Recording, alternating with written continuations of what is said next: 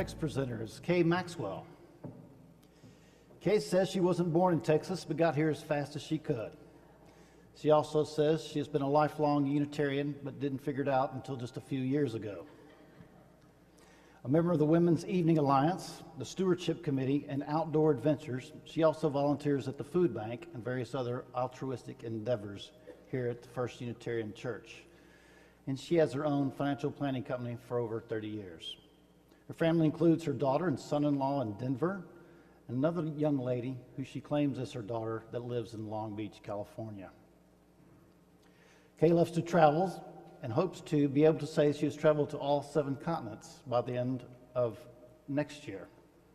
Here to give her a speech entitled "The Volleyball Game" is the multifaceted Miss Kay Maxwell.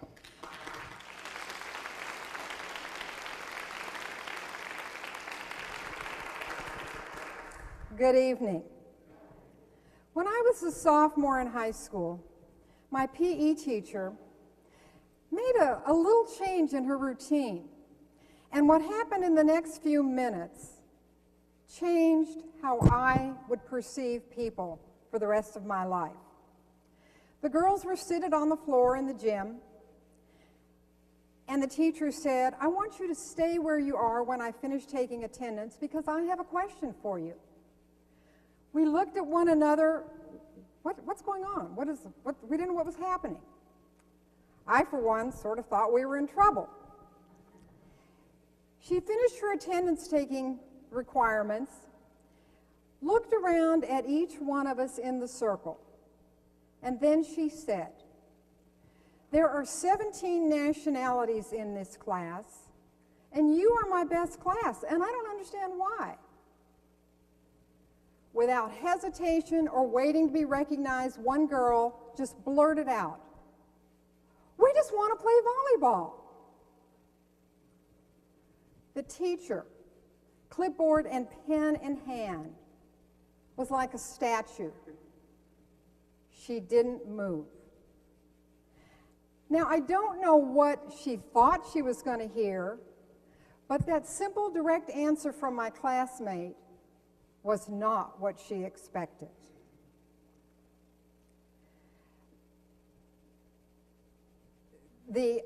So as we were looking around at one another, kind of probably looking at each other for the first time, maybe really looking at each other, I had 2 very quick thoughts going through my head. One was a question of utter amazement. I had no idea there were 17 nationalities in this class.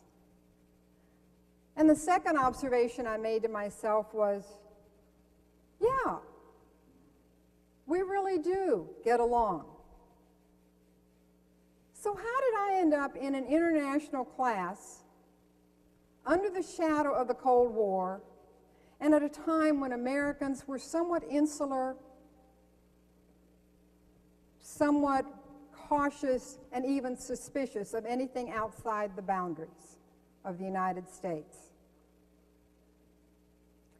Well, my family moved.